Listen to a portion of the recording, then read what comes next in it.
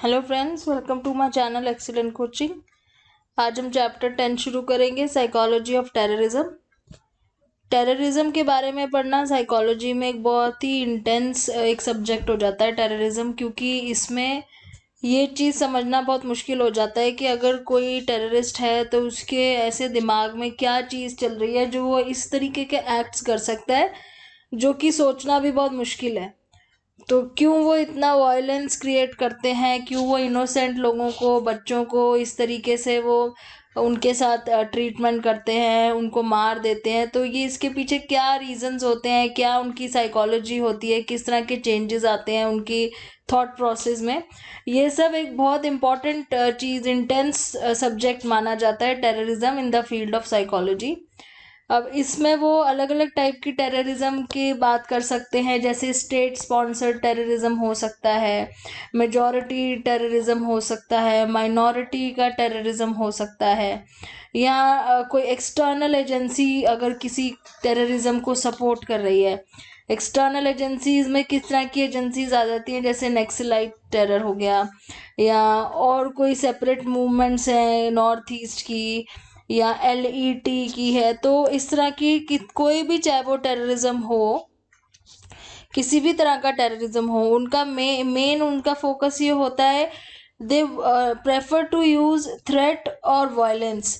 मतलब कि वो वायलेंस का यूज करते हैं, और वो छोटा ग्रुप होता है। टेररिस्ट एक छोटा ग्रुप होता है जो बड़े ग्रुप को डराता है। तो small group which is showing violence on a large group, और उनके पीछे कुछ पॉलिटिकल गोल्स हो सकते हैं या कोई और गोल्स हो सकते हैं। तो अब इसमें पहले तो हम ये पढ़ेंगे कि टेररिस्ट होता कौन है। तो इनकी साइकोलॉजिकल स्टडीज बहुत होती आई हैं शुरू से ही, और एक साइकोलॉजिकल प्रोफाइल बनाने की कोशिश की गई है कि एक टेररिस्ट की साइकोलॉजी क्या होती है, वो किस तरीके से सोचता है, उसकी पर्सनालिटी कैसी होती है, उसके दिमाग में वो क्या रीजनिंग देता है इन सब चीज़ों की जो वो दूसरों के साथ करता है। जैसे औरतों को मारना, बच्चों को मारना, और मारने के बाद उसको कोई फीलिंग ना आना इस तरह की कि उसने कुछ गलत किया है, कोई गिल्टी फील ना होना। तो ये क्या इसके पीछे रीज़न हो सकता है? तो शुरू शुरू में ये माना जाता था कि वो मेंटली इल होते हैं, वो लोग, वो मेंटली इल होते हैं, या फिर वो बहुत गरीब होते हैं, गरीबी से पीछा छुड़ाने के लिए ऐसा करते हैं, इलिटरेट होते हैं, उनका ब्रेन वॉश कर दिया जाता है, या वो नार्सिसिस्ट फैमिली से आते हैं जहाँ पे ये चीज़ बार बार रिपीट करी जाती है कि हमारे साथ दूसरे कम्युनिटी वालों ने गलत किया। तो उनके मन में ये चीज़ बैठ जाती है, फिर वो दूसरे कम्युनिटी के लोगों पे टेररिस्ट अटैक करते हैं। लेकिन शुरू में ये चीज़ें मानी जाती थी, लेकिन बाद में जब स्टडीज़ हुई हैं तो ये चीज़ सामने आई है कि मोस्टली जितने भी टेररिस्ट होते हैं वो एकदम नॉर्मल फैमिली से आते हैं। कुछ ऐसा नहीं होता है कि वो बहुत पुअर हैं या बहुत इलिटरेट हैं या बहुत नार्सिसिस्टिक फैमिली है उनकी। उन सब के पास जॉब्स होती हैं, स्टेबल जॉब्स होती हैं, जिनको वो छोड़ के टेररिस्ट ऑर्गेनाइजेशन ज्वाइन कर लेते हैं। वो लोग बिल्कुल हैप्पी होते हैं, उनकी एक प्रॉपर मैरिड लाइफ भी होती है कभी कभी। तो ये सारी जितने भी पहले हम जो सोच रहे थे रीजंस हो सकते हैं, वो सारे बाद में नलीफाइड हो गए जब ये स्टडीज से ये पता चला कि ये बिल्कुल नॉर्मल होते हैं लोग और नॉर्मल फैमिलीज से आते हैं। मुंबई पुलिस ने कुछ ऐसे टेररिस्ट भी पकड़े थे जिसमें वो हाई प्रोफाइल सॉफ्टवेयर कंपनी के लोग थे, और उनको बहुत अच्छी सैलरीज भी मिल रही थी, तो भी उन्होंने वो जॉब छोड़ के अपनी टेररिस्ट ऑर्गेनाइजेशंस को ज्वाइन कर लिया। इसका मतलब जो मेंटल इलनेस वाली एक्सप्लेनेशन है वो तो टोटली रॉन्ग हो गई। और आजकल के टाइम पे सारे पढ़े लिखे टेररिस्ट होते हैं, मेंटली हेल्दी होते हैं, और ये सब दिखने में इतना नॉर्मल होते हैं कि वो क्राउड में मिक्स हो जाते हैं और पता भी नहीं चलता कि वो टेररिस्ट हैं। So, Nimi Hatnik reasons that the search for a terrorist personality has been somewhat useless. This is because she argues terrorism is essentially a group of phenomenon. तो इन्होंने बोला है कि टेररिज्म एक फिनोमिनन है, ग्रुप ऑफ फिनोमिनन है। Terrorist organizations are not just aggregates of separate individuals, but they are groups that exact stringent conformity, hold a common set of norms and values, offer lucrative rewards, and mete out heavy punishments. मतलब terrorist organisations में कौन होते हैं, वो सारे एक individual होते हैं जिनको कंफर्म करना होता है एक दूसरे के साथ। मतलब जो वो सारे करेंगे तो एक जना भी कुछ करेगा तो वो सब फॉलो करेंगे, कंफर्म करना होता है। उनके कॉमन नॉर्म्स एंड वैल्यूज होती है, वो एक ही चीज़ को मानते हैं। उनको बहुत ही ल्यूक्रेटिव रिवॉर्ड्स दिए जाते हैं या बोले जाते हैं कि आपको मिलेंगे, और हैवी पनिशमेंट को भी वो झेलने के लिए तैयार होते हैं। तो ये सारे जो है ये सारे मिलके एक हेट्रोजीनियस पॉपुलेशन बनाते हैं। साइकोलॉजिकली हेट्रोजीनियस पॉपुलेशन होती है, होते वो इंडिविजुअल अलग अलग लोग हैं, लेकिन उनकी कुछ चीज़ें एकदम सेम होती हैं जिसमें वो कंफर्म करते हैं एक दूसरे के साथ। Various factors including psychopathology are responsible for terrorism, but no single factor alone is necessary and sufficient. तो हम किसी एक ही चीज़ को नहीं बोल सकते कि सिर्फ मेंटल इलनेस ही एक रीज़न हो सकता है। बहुत सारे रीजंस होते हैं टेररिज्म के पीछे। हम एक चीज़ के ऊपर सिर्फ कंक्लूड नहीं कर सकते कि सिर्फ इसी रीज़न की वजह से लोग टेररिस्ट बनते हैं। Terrorist are ordinary people, how can ordinary people perform such deeds? क्योंकि हमें भी पता है कि टेररिस्ट जो होते हैं वो आम लोग ही होते हैं, उनकी नॉर्मल फैमिलीज होती है, मैरिड होते हैं, अच्छी खासी जॉब होती है, सैलरी होती है, तो एकदम नॉर्मल लोग होते हैं। तो वो इस तरह के काम कैसे कर लेते हैं जो हम सोच भी नहीं सकते। जो जैसे हमने देखा है न्यूज़ रिपोर्ट्स वगैरह में कि सॉफ्टवेयर इंजीनियर्स होते हैं, वो लोग स्टूडेंट्स ही होते हैं, कई लोग तो बहुत छोटे भी एज में होते हैं, स्टूडेंट्स होते हैं, वो इतने अनबिलीवेबल एक्ट्स कर लेते हैं वायलेंस के कि जो हम सोच भी नहीं पाते। तो ये ऑर्डिनरी जो लोग हैं ये किस तरीके से इविल डीड्स या इतने ज़्यादा गलत काम कर पाते हैं? तो इसके लिए आपको दो क्लासिक स्टडीज याद होंगी जो हमने पहले भी पढ़ी है कंफर्मिटी वाले चैप्टर में, मिलग्राम की और जिम्बार्डो का प्रिजन एक्सपेरिमेंट जो था।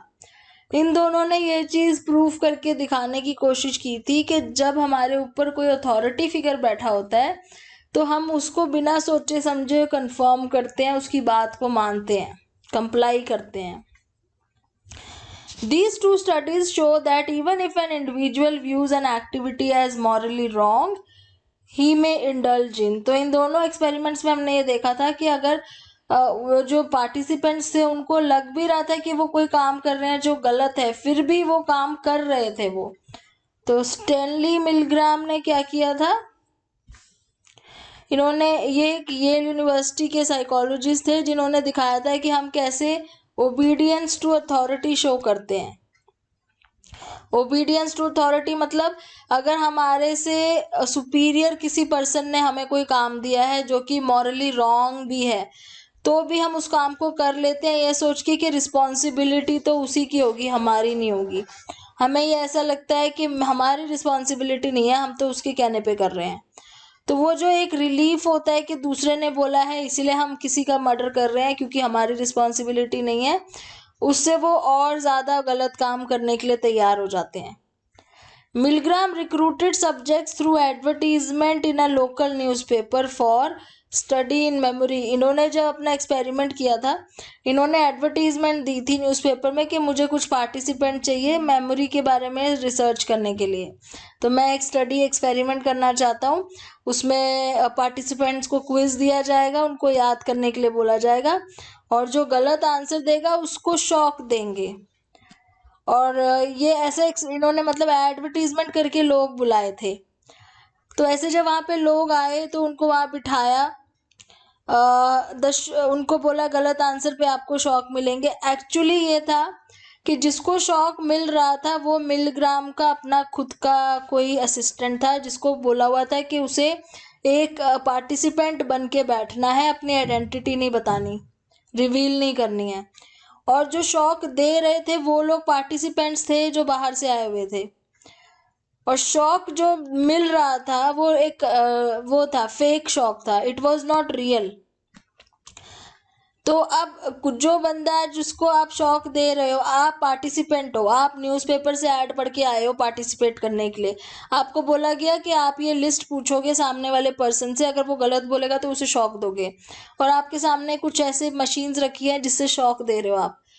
अब सामने जो बैठा है बंदा वो मिलग्राम का एक्सपेरिमेंटर का अकम्प्लिस है। अकम्प्लिस मतलब उसी का एक बंदा है जिसको बोला गया कि तूने एक्टिंग करनी है कि शौक लग रहा है तुझे, लेकिन आपको तो ये नहीं पता कि आप जो शौक दे रहे हो वो नकली है। आप जैसे ही बटन दबाओगे वो ऐसे एक्टिंग करेगा कि उसे शौक लग रहा है।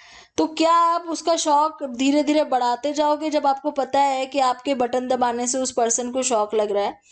गलत आंसर देने पे आपको अगर बोला जाए कि हर बार जैसी गलत आंसर दे आप शौक की ना वोल्टेज बढ़ाते जाना, तो क्या आप ऐसा करोगे? अभी हमें बहुत सारे लोग सुन रहे हैं जो वो सोच रहे होंगे हम ऐसे कभी किसी को शौक नहीं दे सकते, लेकिन मिलग्राम ने अपने एक्सपेरिमेंट में क्या देखा? Participants easily applied high shocks for minor error in memory recall. कि जो पार्टिसिपेंट्स आए थे ना वो एक्चुअली में इतने हाई वोल्टेज के शॉक्स दे रहे थे, थोड़ी भी गलती अगर करे वो सामने जो बैठा है पर्सन थोड़ा भी गलत बोले तो पार्टिसिपेंट्स को इतने हाई शॉक दे रहे थे, जो वो ऐसे सोचने पर अगर आपसे कोई पूछे तो आप कहोगे हम नहीं देंगे, लेकिन जब आप एक्सपेरिमेंट में बैठोगे जाके तो वहां पे आप ये काम भी करोगे। Milgram studies clearly demonstrate that under certain circumstances, the tendency to obey an authority figure is very strong. अब वो ऐसा क्यों कर रहे थे पार्टिसिपेंट्स? क्योंकि मिलग्राम उन्हें कह रहा था आप शौक दो, कोई बात नहीं, रिस्पॉन्सिबिलिटी मेरी है, आप मेरे लिए एक्सपेरिमेंट में पार्टिसिपेट करने आए हो तो मैं आपको बोल रहा हूँ आप शौक बढ़ाते रहो। तो वो उसकी बात सुन के शौक बढ़ा रहे थे, मतलब वो अपनी अथॉरिटी फिगर को ओबे कर रहे थे और उनको ये लग रहा था कि हमारे अगर कुछ हो भी जाता है सामने वाले पर्सन को शौक लगने से तो वो हमारी रिस्पॉन्सिबिलिटी नहीं है, क्योंकि हमें एक्सपेरिमेंटर बोल रहा है करने के लिए। तो इसी तरीके से टेररिस्ट जो सेक्रीफाइस करते हैं वो कमांड फॉलो कर रहे होते हैं अपनी अथॉरिटी फिगर की, और वो जो मास्टरमाइंड होते हैं ना जो ये जो टेरर ऑपरेशंस वगैरह चलाते हैं वो काफ़ी मतलब इन्फ्लुएंसिंग होते हैं, उनकी बातें वो इस तरह से मनवाते हैं कि वो मना नहीं कर पाते जो उनके अंडर काम कर रहे होते हैं। ऐसे ही दूसरा हमने एक्सपेरिमेंट की जो बात की थी वो था फिलिप जिम्बार्डो का, जिसमें उन्होंने कॉलेज स्टूडेंट्स को एक साथ बुलाया था अपने एक्सपेरिमेंट में पार्टिसिपेट करने के लिए और एक नकली प्रिजन बनाया था। स्टिमुलेटेड मतलब एक नकली प्रिजन टाइप का बनाया था वहीं पे कॉलेज में ही, और वहाँ पे उनको दो ग्रुप्स में डिवाइड कर दिया था जितने भी स्टूडेंट्स थे। तो एक ग्रुप जो था वो सारे गार्ड बनेंगे और दूसरा ग्रुप जो था स्टूडेंट्स का वो सारे प्रिजनर्स बनेंगे।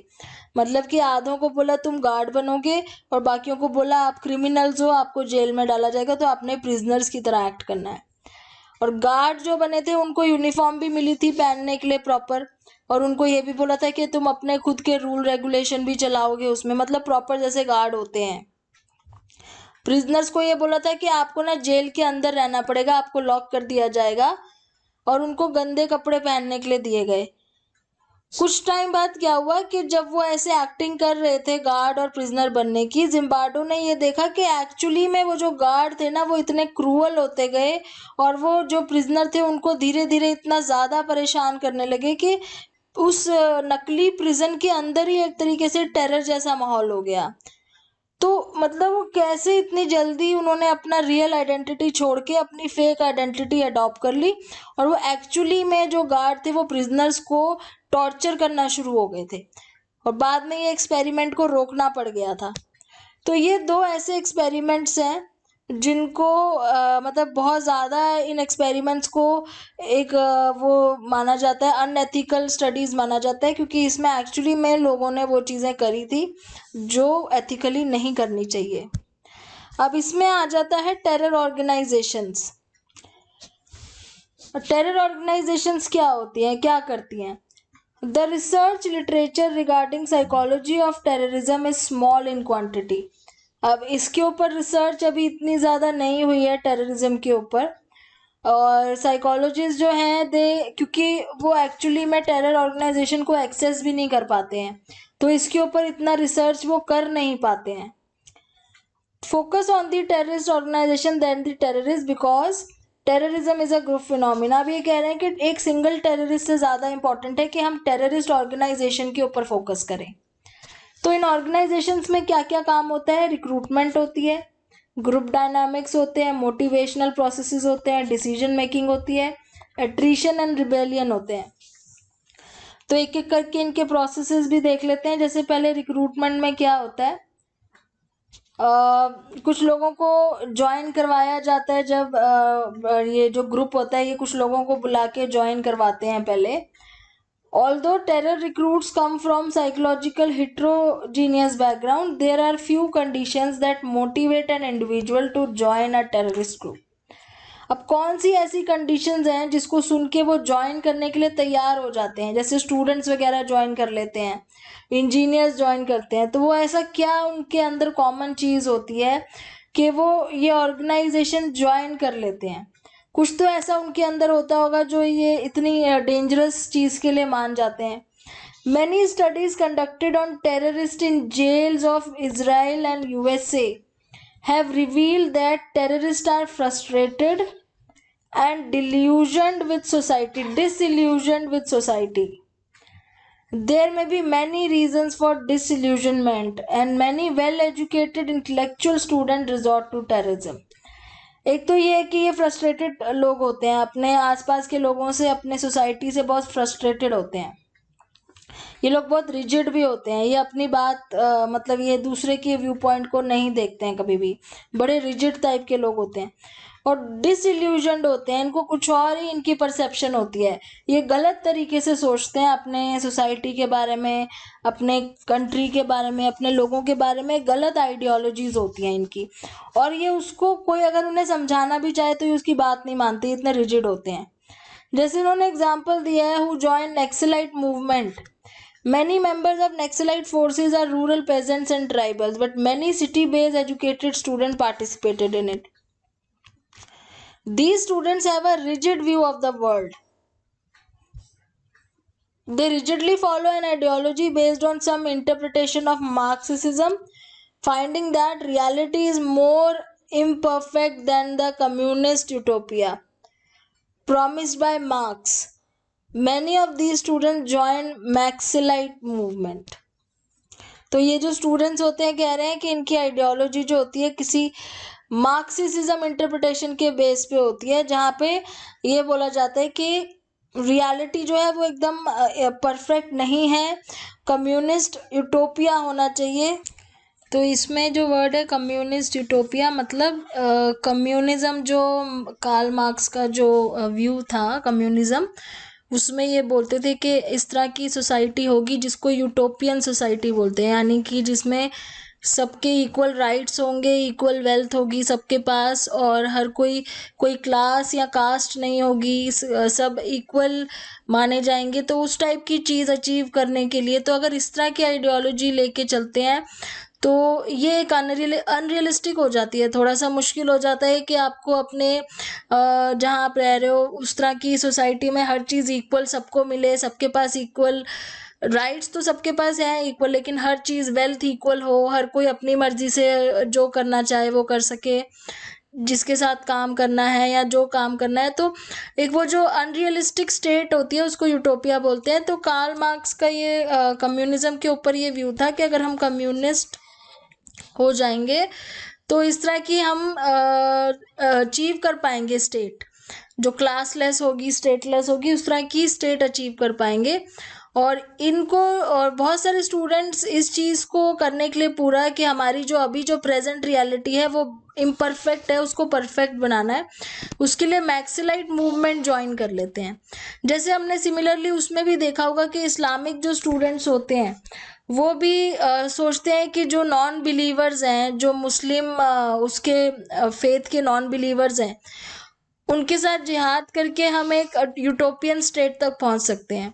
तो इस तरह की जब थिंकिंग हो जाती है, जिसको बायस्ड बोल सकते हो या अनरियलिस्टिक हो सकती है या वन साइडेड टाइप की हो सकती है, उससे ये इनकी आइडियोलॉजीज इस तरह की बन जाती हैं.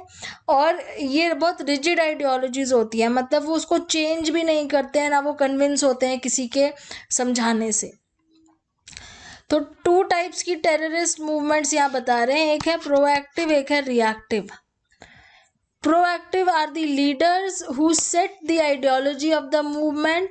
It has been found that they use high-tech laptops in their operations against various state police forces. तो प्रोएक्टिव वो हो गए कि खुद से जो लीडर्स होते हैं उस ग्रुप के, वो ऐसी आइडियोलॉजी मूवमेंट्स चलाते हैं. रिएक्टिव क्या हो गया, जो फॉलोअर्स होते हैं, mostly drawn from lower caste, tribal, जो परेशान लोग होते हैं, जो लोअर कास्ट के होते हैं, डिससेटिस्फाई होते हैं गवर्नमेंट की, मतलब जो भी गवर्नमेंट चल रही है उससे डिससेटिस्फाइड होते हैं, तो वो रिएक्टिव है। प्रोएक्टिव मतलब खुद से आगे बढ़ के कोई चीज़ शुरू करना, रिएक्टिव मतलब किसी और के करे गए एक्शंस पे रिएक्ट करना। Individuals from low economic status group often feel relatively deprived. Specifically, the unemployed youth feel marginalized. Many sociological studies have shown that Muslim youth in India feel frustrated from mainstream due to their low social economic status. तो जो अपने आप को relatively deprived समझते हैं वो लोग होते हैं जो फ्रस्ट्रेटेड हो जाते हैं, फिर उनको फील होता है कि उनको मार्जिनलाइज किया जा रहा है। तो रियलिटी और रिजिड आइडियल से क्या होता है, फ्रस्ट्रेशन होती है। रियलिटी कुछ और आपके आइडियल्स कुछ और है। मार्जिनलाइजेशन होता है और डेप्रीवेशन फील होता है तो भी फ्रस्ट्रेशन होती है। और ये दोनों ही चीज़ें किस चीज़ को लीड करती है, एलियनेशन फ्रॉम सोसाइटी। तो सोसाइटी से आप अपने आप को अलग समझने लगते हो, ठीक है। अब ये जो फ्रस्ट्रेटेड इंडिविजुअल्स होते हैं, ये जब अपने आप को एलियनेट कर लेते हैं, सोसाइटी से अलग कर लेते हैं, तो अब वो क्या करते हैं, जाके टेररिस्ट ग्रुप ज्वाइन करते हैं। जाके फिर वहाँ पे वो उनको सिमिलर टाइप के लोग मिल जाते हैं जिनकी थिंकिंग भी सिमिलर होती है।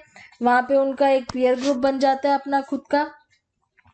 उनकी सोशल एस्टीम हाई उनको फील लगता है क्योंकि सब लोग एक जैसे ही सोच के होते हैं। अनएम्प्लॉयड होते हैं, एथनिक माइनॉरिटी ग्रुप के भी हो सकते हैं कुछ लोग उसमें से। तो ये वाले लोग हैं, इनको पिक करके रिक्रूट कर लिया जाता है। कौन सी एजेंसीज करती हैं, जैसे ISI हो गई या मुजाहिदीन हो गई, इस टाइप की एजेंसीज। तो ऐसे रिक्रूटमेंट के लिए लोग सिलेक्ट किए जाते हैं। फिर होता है ग्रुप डायनामिक्स। ग्रुप डायनामिक्स मतलब ग्रुप के अंदर किस तरह की चीज़ें होती रहती हैं। तो इसमें फेस टू फेस इंट्रैक्शंस होती हैं, स्ट्रॉन्ग, मतलब एक ग्रुप को ना एक वो बनाने के लिए, सॉलिडारिटी ग्रुप में इंक्रीज करने के लिए, ग्रुप की आइडेंटिटी, मतलब अपनी सेल्फ आइडेंटिटी से ज़्यादा ग्रुप आइडेंटिटी को ज़्यादा वो करते हैं, ये लोग इंपॉर्टेंस देते हैं कि हम इस ग्रुप को बिलोंग करते हैं। अपने पर्सनल एटीट्यूड्स को ये कहते हैं आप इंपॉर्टेंस मत दो, आप ग्रुप के लिए काम करो, ग्रुप कॉज के लिए, ग्रुप के लिए सेक्रीफाइस करो। फिर मोटिवेशनल प्रोसेसेस होते हैं। ये जो ग्रुप वाले होते हैं, जो ये मेंबर्स होते हैं, जो उनके लीडर्स होते हैं, ग्रुप के मेंबर्स को मोटिवेट करते हैं, उनको ब्रेन वॉश करने का एक तरीका होता है। Group goal provides a meaning to the life. फिर उनको लगता है कि हमारी लाइफ का एक ही मीनिंग है, हमारे ग्रुप के गोल्स को पूरा करना। तो इनको रिवॉर्ड्स भी मिलते हैं उन सब कामों के लिए, आगे जाके इमोशनल, सोशल या कॉग्निटिव रिवॉर्ड्स भी दिए जाते हैं। Common hatred of a common enemy is a strongly shared emotional need. अब क्या होता है कि सबका एनिमी तो कॉमन होता है और सारे ही उसको हेट करते हैं, जैसे अपनी सोसाइटी को लेकर, तो वो एक शेयर्ड इमोशनल नीड हो जाता है सबका।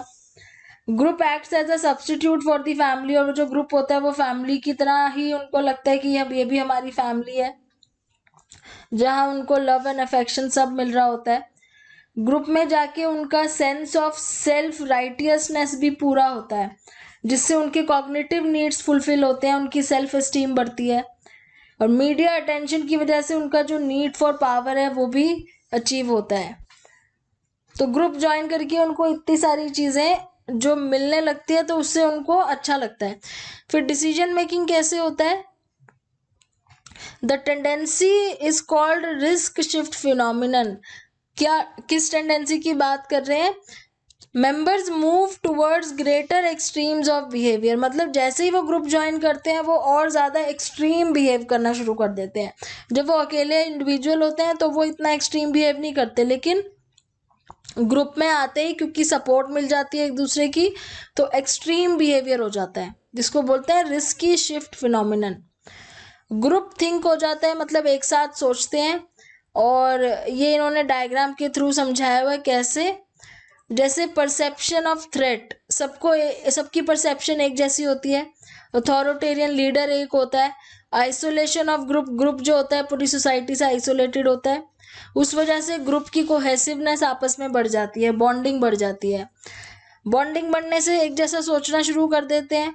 उसमें क्या होता है, इनका सेल्फ सेंसरशिप और माइंड गार्ड्स, यानी कि अपने एक्शंस को कंट्रोल में रखना या अपने आइडियाज़ को दबा के रखना, अपने खुद के इंडिविजुअल आइडियाज़ को, उसको बोलते हैं सेल्फ सेंसरशिप। मतलब जो ग्रुप सोच रहा है उसी को फॉलो करना, अपने इंडिविजुअल फीलिंग्स और आइडियाज़ को नहीं दिखाना है। और माइंड गार्ड्स का मतलब, अगर आप कोई डिसीजन ले रहे हो तो जो ग्रुप डिसाइड कर रहा है उसी में आप अपने आप को एग्री कर लो, या आप वही मानो जो सारे मिलके ग्रुप वाले डिसाइड कर रहे हैं, अपना अलग से कोई डिसीजन या अपनी कोई व्यू पॉइंट नहीं रखना है। तो ये दोनों चीज़ों की वजह से क्या होता है कि इनकी अपनी आइडेंटिटी बिल्कुल ख़त्म हो जाती है और ये ग्रुप जो है ग्रुप की तरह ही सोचता है, और यही इनका लाइफ टाइम का गोल हो जाता है कि हमने अपने ग्रुप के गोल को पूरा करना है। इसी में फिर ये अपने जो सुसाइड बॉम्बर्स वगैरह जो होते हैं वो अपनी लाइफ को क्यों इतनी इंपॉर्टेंस नहीं देते, क्योंकि उनका मेन गोल ये हो जाता है कि हमें ग्रुप के गोल्स को पूरा करना है। तो वो अपनी इंडिविजुअल आइडेंटिटी इनकी टोटली ख़त्म हो जाती है।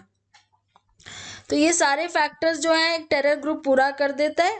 और जो लीडर होता है इनका वो बड़ा अथॉरिटेरियन और रेडिकल टाइप का होता है, मतलब वो छुप के ऑपरेट करते हैं। जो ग्रुप लीडर्स होते हैं, ग्रुप भी बहुत आइसोलेटेड होते हैं, सोसाइटी से अलग ही होते हैं बिल्कुल, इसलिए आपस में इनकी बॉन्डिंग बहुत ज़्यादा होती है। और जो ये डिसीजन लेते हैं ना, बड़े एक्सट्रीमिस्ट इन नेचर डिसीजन होते हैं, मतलब बहुत ज़्यादा एक्सट्रीम टाइप के डिसीजन होते हैं, मिडवे नहीं लेते हैं कि पॉजिटिव और नेगेटिव दोनों चीज़ें मिले। बहुत ही नेगेटिव साइड के और बहुत ही एक्सट्रीम डिसीजंस होते हैं। और इन सब की आइडियोलॉजी भी एक कॉमन होती है, एंटी नेशनल आइडियोलॉजी होती है। तो ये सारी चीज़ें हो जाती है रिस्की शिफ्ट फिनोमिनन की वजह से। फिर आते हैं attribution and rebellion. The terrorist organization is an organization which doesn't have an exit policy. उनकी ना इसमें कोई exit policy नहीं है कि आपने एक बार ज्वाइन कर लिया तो अब छोड़ के जा सकते हो। There are strong group norms against any form of rebellion. अगर कोई रिबेल करता भी है ग्रुप ज्वाइन करके तो उसको जाने नहीं देते हैं। If anyone leaves, it is upsetting to others. Also, defection can set a trend. Hence, those who have the organization leave the organization are pursued by their former companions. This make the effort of government to induce them to surrender and rehabilitate more challenging. तो अगर इसमें मुश्किल से ही अगर कोई छोड़ता है अपना ग्रुप तो मतलब बाकी लोग भी उसको फॉलो ना करें, इस चक्कर में बड़े स्ट्रिक्ट नॉर्म्स होते हैं कि कोई इस ग्रुप को छोड़ ना पाए। और गवर्नमेंट की तो यही कोशिश होती है कि जो लोग वहाँ पे हैं वो अपने आप को सरेंडर कर दे ताकि उनको रिहैबिलिटेट करा जाए, बट ये बहुत इजी नहीं होता है टेररिस्ट ग्रुप को ज्वाइन करने के बाद छोड़ना। अब इसके बाद हम पढ़ेंगे पर्सनालिटी डायनामिक्स, और ये किसकी पर्सनालिटी की बात करेंगे, जो टेररिस्ट होते हैं उनकी पर्सनालिटी किस तरह की होती है। तो इसको अब नेक्स्ट वीडियो में स्टडी करेंगे। Thanks for watching.